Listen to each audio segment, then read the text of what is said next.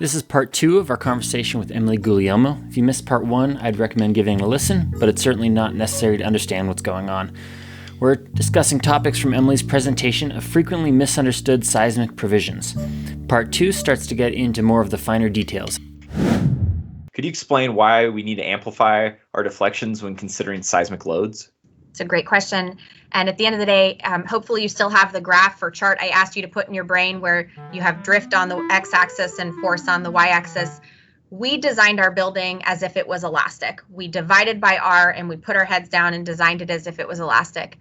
But we knew the reason we did that is because we actually put all of this ductile detailing in, we absorbed energy, and we know we're seeing hinging and inelastic behavior that we're not actually taking into account in our analysis.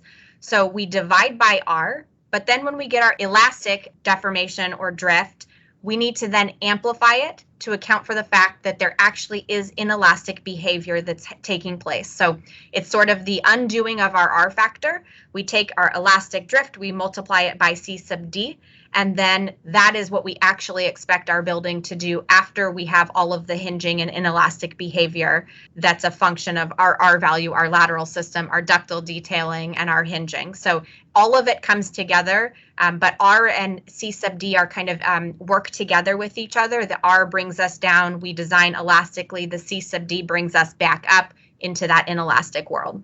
When we're looking at drifts, I'm curious, we've got drift limits of around 2%, 1.5 to maybe 2.5, and this depends on the lateral force resisting system of the building and the importance.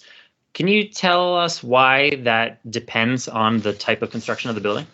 Yeah, I just finished telling you that we take our elastic drifts and we multiply them by C sub D, but we actually do one more thing. We divide by importance factor, and that's a little bit strange. It feels like, well, shouldn't it be a function of importance factor? So the equation to get your inelastic deformation is C sub D times your elastic drift divided by importance factor.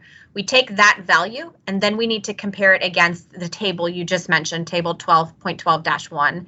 And that table, we have really 3 columns we have to choose from. And again, it's risk category 1 and 2. That's column 1, risk category 3, and then risk category 4.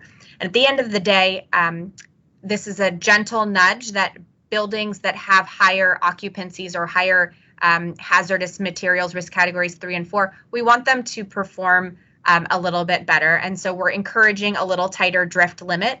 It goes hand in hand with kind of the importance factor. But the reason we undo the importance factor in the equation to get to this inelastic drift is the fact that we do have these different categories for risk by risk for your allowable deflection. So let's say we had 2 buildings next to each other and we're looking at drift. How close can you put 2 buildings or a building to the property line? Yeah, it's a great question. And I'll ask you, are your 2 buildings owned by the same owner, or frankly, are they represented by the same lawyer, or are they 2 different building owners?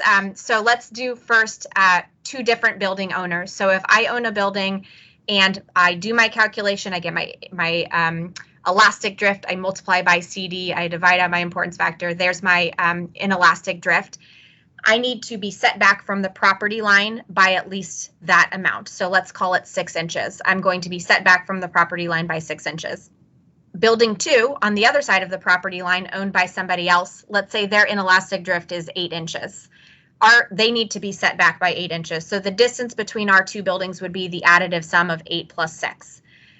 If we were on the same property line and those 2 buildings are owned by the same property owner, or frankly, it's just a building with an expansion joint, the code is going to allow us to accept a little bit of damage. And the way it does that is it allows us to do a square root sum of the squares. So that 6-inch deflection and 8-inch deflection I alluded to, rather than adding them, we would take a square root sum of the squares. And I'll do some math for you.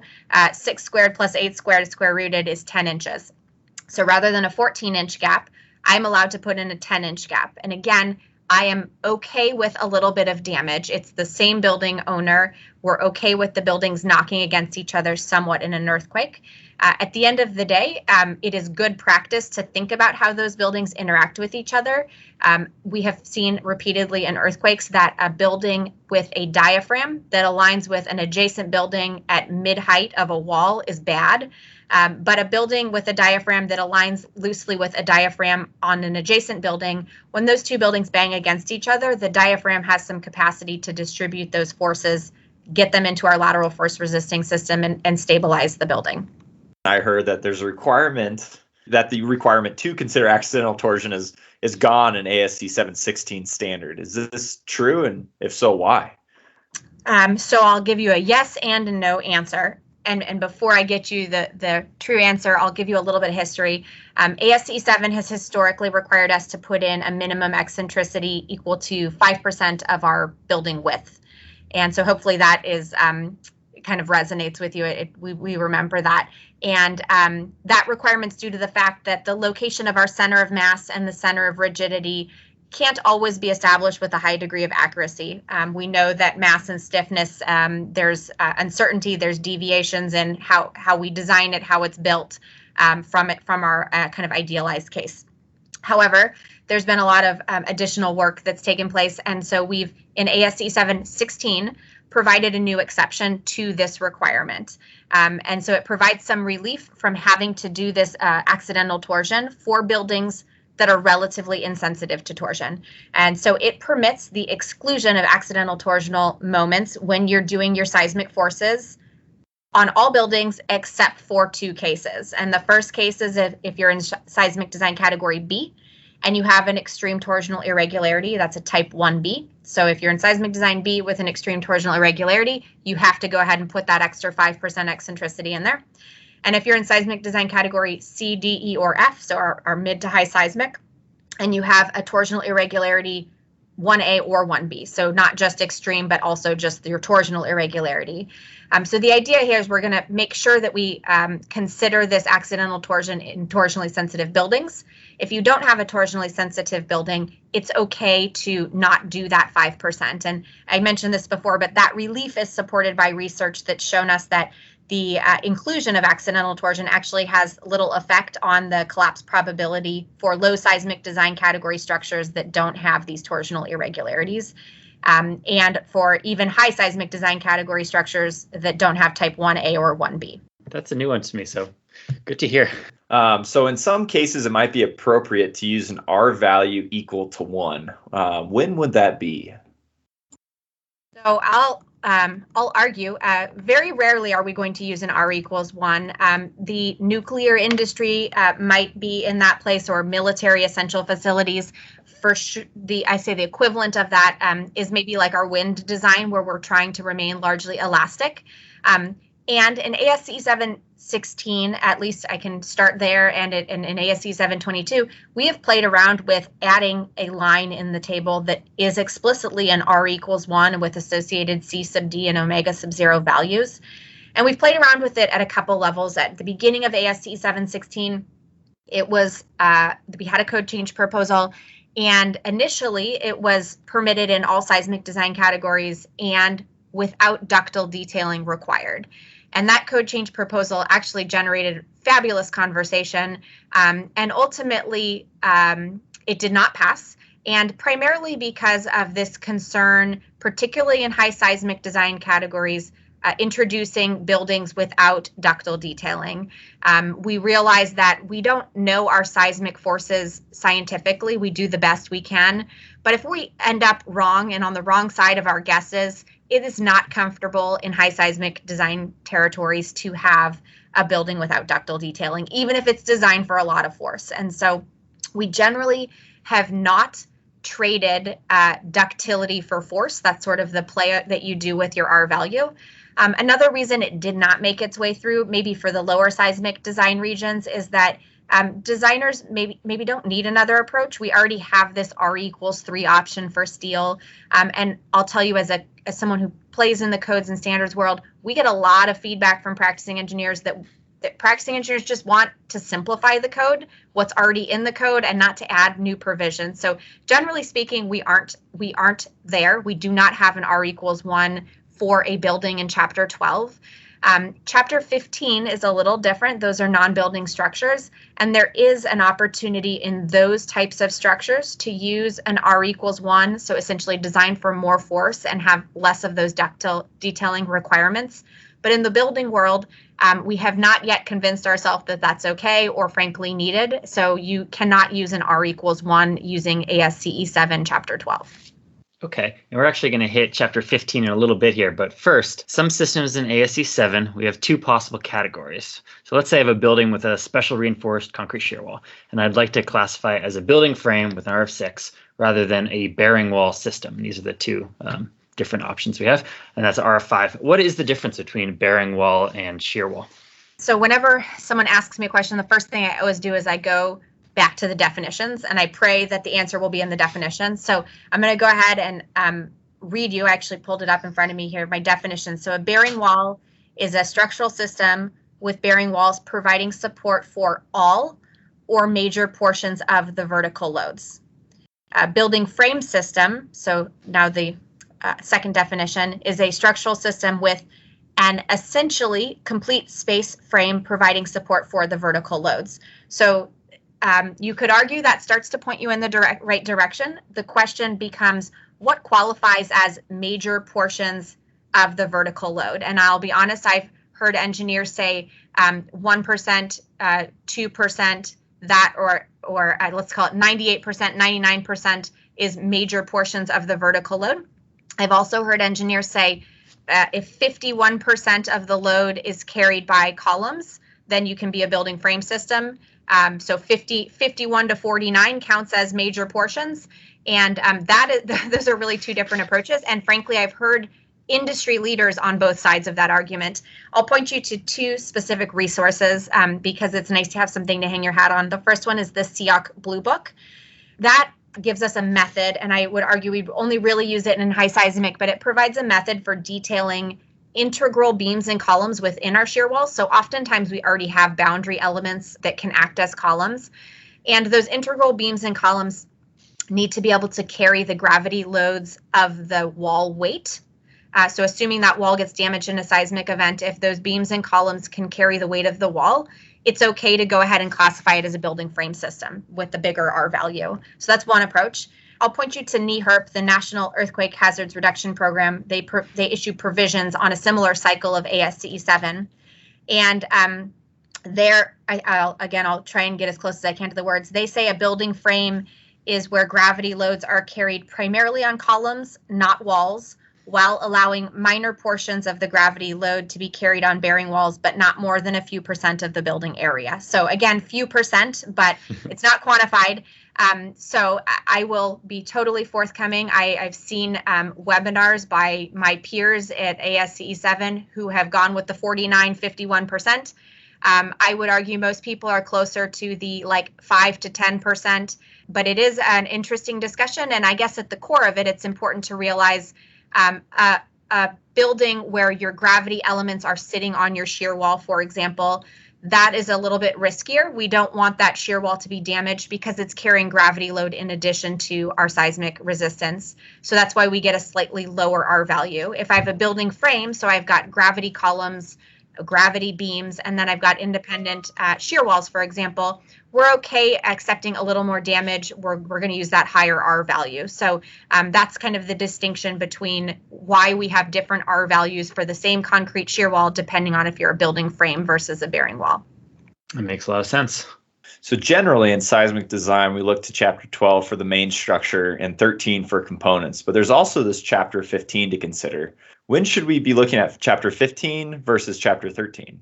So I'll first point you to section 15.3. There's a pretty clear delineation there between 13 and 15 where a non-building structure is supported by another structure. And I think it's got a 25% if the weight of the non-building structure is less than 25% of the combined effective weight, then we can go ahead and use Chapter 13 for the non-building structure. And if the supported structure and the supporting structure would be designed for Chapter 12 if it's a building and Chapter 15.5 if it's a non-building.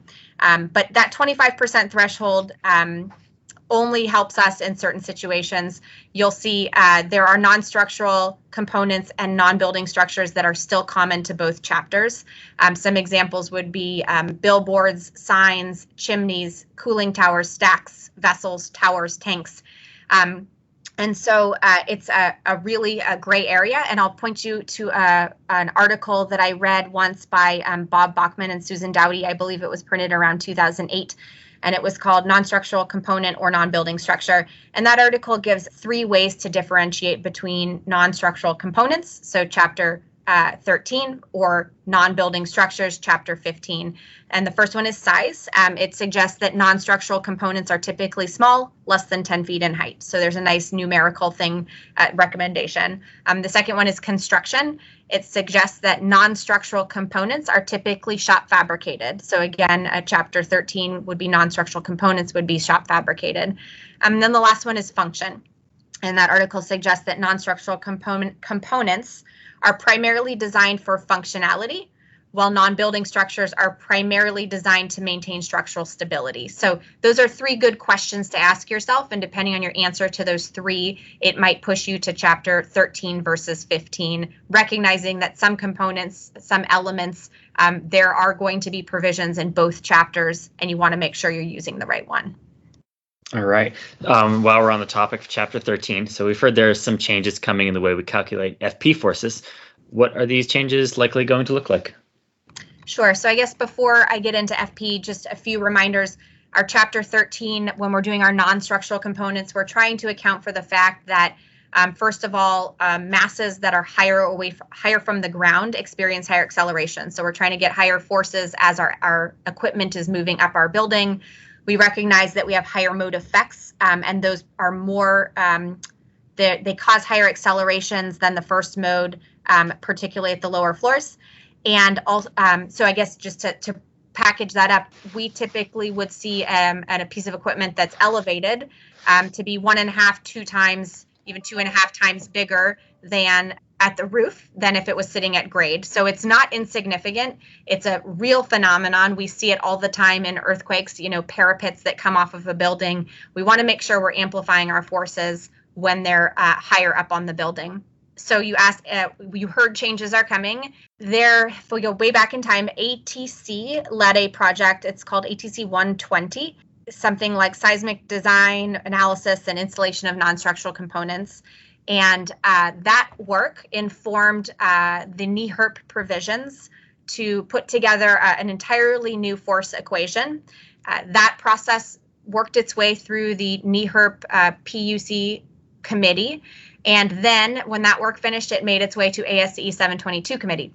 ASCE 722 has worked the process, and we are not completely through the end of our code cycle. We still have public hearings. So anything I tell you next is not totally finalized, but I'm trying to suggest to you that it started with a research project many years ago. It has been all the way through the NEHRP process, and it is 90% of the way through ASCE 722. And this new force equation, you're correct, will look very different. And the big change is that it considers the influence of the structure and the structural characteristics on the lateral force. And so if you have a certain type of lateral system, your force is going to be a little bit different. So that makes a lot of sense. We realize a flexible building versus a rigid building is going to put slightly different accelerations into our equipment. The rub has always been that a lot of equipment goes into existing buildings, and we don't always have drawings of existing buildings. And so there is an out being incorporated into ASCE 722. If you don't know the lateral system of the building, if you don't have that information, you can make some conservative assumptions. So it will be one of those, not a small tweak, not just a coefficient that looks a little bit different, but it's pretty much a rewrite, and it is based on really great research science. And I'd point you to the ATC 120 project if you'd like to dig in more to the details. So what is ATC 120? Well, in 2013, the BSSC for NIST identified non-structural issues as a top priority need for problem-focused studies related to earthquake engineering. The report identified 4 critical areas related to non-structural design criteria needing focused study. These are 1, the vertical distribution of non-structural design forces over the height of the building, or FP as we know it. The response modification coefficients for non-structural components, RP. the overstrength factors used in the design of non-structural anchorage, and 4 non-structural components and system performance metrics. So let's jump over to modal response spectrum analysis. So when doing an MRSA, why does ASCE 716 actually require me to scale my base shear to 100% of ELF now? So previously we were only going to 85% of ELF. Yeah, this was probably the biggest, the people in high seismic zone were most upset about this one with our ASCE 716 code update. But again, this just goes back to there have been a lot of research projects, and I'll quote a few of them: ATC 63, ATC 76, ATC 84.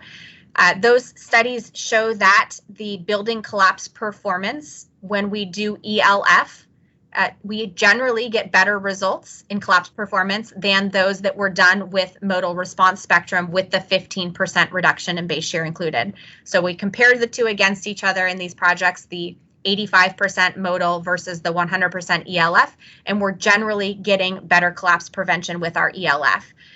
In addition, we found that many of the designs, when we use the scaled modal response spectrum, the 85%, did not achieve the target that we put in our standard, which is a 10% probability of collapse given our MCE ground shaking. So we believe that scaling the modal to 100% of the ELF base shear, it may not get us to 100% to our targeted collapse performance, but it does improve the performance and get us closer to the stated goals of ASCE 7.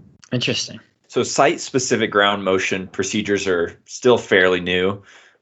When is this path required, and are there any routes out of it? Yeah, it's a good one. And this is probably the most painful part of ASCE 716.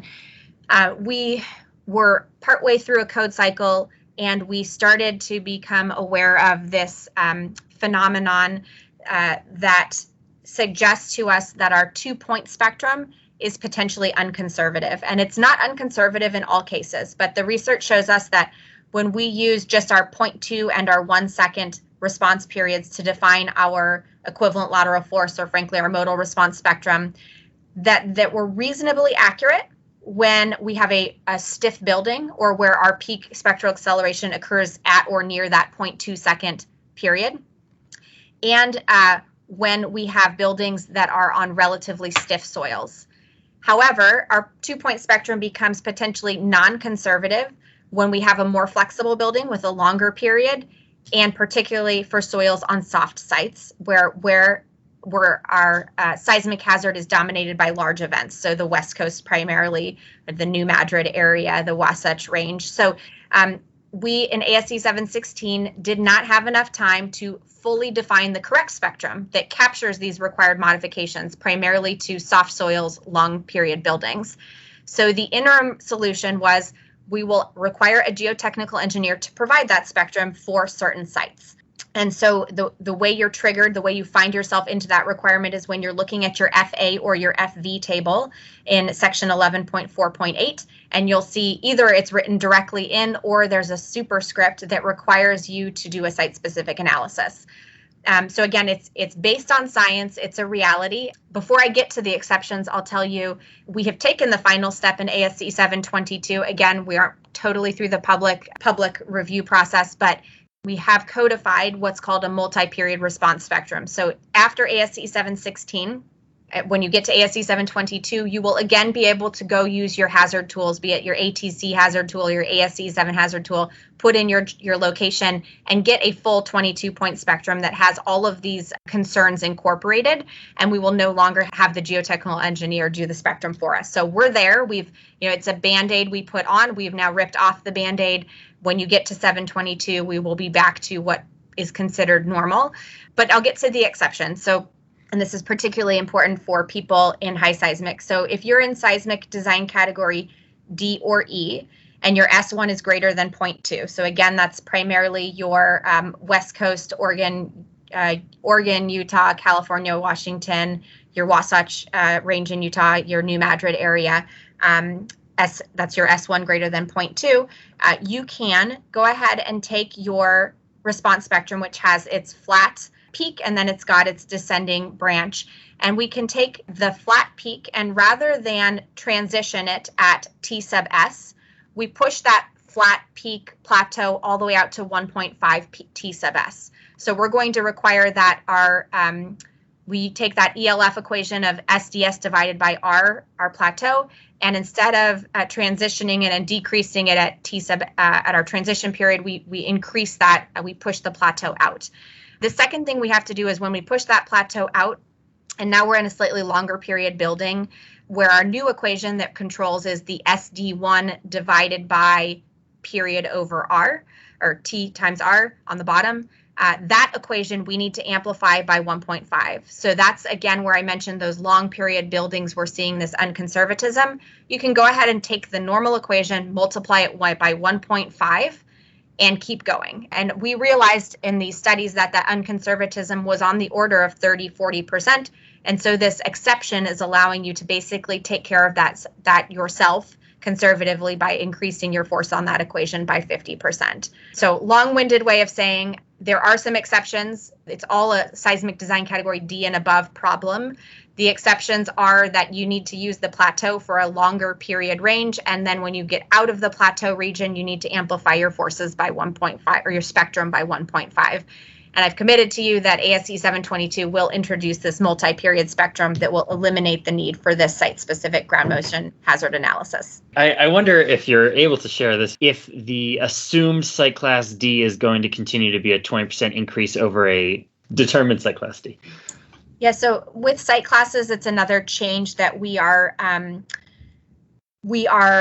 introducing in 722. So instead of site classes that you just mentioned, we also will have site class B, C, C, D, so that those step functions that you're alluding to are smoothed out a little bit. Okay. This is a question. If I could be way off, I'm not sure, but I heard that in ASCE 722 there's going to be changes to how we design buildings that use like metal decking. Is that a thing, or am I thinking up something that's not true? There's been a lot of research in metal deck, particularly how we fasten welding versus screws. And primarily that has come out of AISC and the Steel Deck Institute. So there's a little less change specific in ASCE 7, although we do have some new provisions, particularly for like an R value for our diaphragms. But much of the actual provisions for doing the design of your deck, you're going to find in the steel standards. So we have the two that we sometimes ask, kind of exit questions. The first question I would have for you is, how do you choose the right firm to work for out of college? I'll first start with phrasing. I love the way you phrased the question. A lot of people feel like an interview process is a firm interviewing an individual. And I think it's really important that you look at it as a two-way interview. How do you choose the right firm out of college? And so I would encourage young engineers to go into their interviews with that perspective. You need to find good information in your interview. So that is, how big is your firm, and what type of projects do you work on, and what is your culture, and what sort of mentoring programs do you have in place? Then evaluate those answers against your core. You know, are you interested in working in a big office or a small office? Do you want to work on bridges or buildings? Do you want to do high seismic design, or do you want to work all the way across the country? Does this firm focus on healthcare or technology, for example, and that aligns with you? So I think it's really important that you know a lot about the firm, you ask good questions, and I would argue that those things need to be paramount in your decision. The salary, I would say, is secondary. At the end of the day, good engineers end up being paid approximately the same regardless of what firm they work for. I know coming out of school where you're transitioning from paying bills to making money, it feels like a really important decision-making factor. But I would encourage you to think a little bit bigger than that and make sure that the culture and the what you're looking for in life, in your career, in your day-to-day is aligns with what they're offering. That is a wonderful answer. So coming from your perspective, an engineer that's been in the industry for quite a while, what do you think are traits that make a good structural engineer? Might get in trouble with how I'm going to start my response to this one, but what we do is not rocket science. And I know we just spent a lot of time talking about code provisions and numbers and equations, but at the end of the day, I think that everything we do can be taught by a good mentor. However, I think what makes a good structural engineer is kind of what comes beyond that. Are they, first of all, do they want to be an engineer? I have really smart people who, I think are just here for the paycheck. And then I've got people who absolutely love what they're doing. They ask good questions. They surround themselves by good people. They do self-study. And those are the people that ultimately are the best engineers, not necessarily the ones who had the highest GPA in college. And I would argue that our profession is becoming a little bit commoditized, and we are becoming a little bit of a technician. And in order to keep our profession relevant and frankly our firms competitive, we need to have skills that go beyond just engineering. So a good structural engineer is well-spoken. A good structural engineer is involved in their community outside of just their day-to-day work. A good engineer is able to go speak with the public about what we do. A good structural engineer reads really great books outside of what we do. So to me, a good structural engineer is someone who's very well-rounded, and it's a little bit less exactly what is your intelligence or what is your GPA or your SAT score, and it's a little bit more about what resonates with you, what makes you excited, and do you have skills beyond the traditional math and science? That's excellent. I love asking this question at the end because I think all the answers we get are really fantastic. So I appreciate you coming on the show. We filled up a whole hour very quickly. That flew by. But thank you so much for joining us. And yeah, appreciate your time. Thank you so much, Max and Zach. It was fun talking with you guys.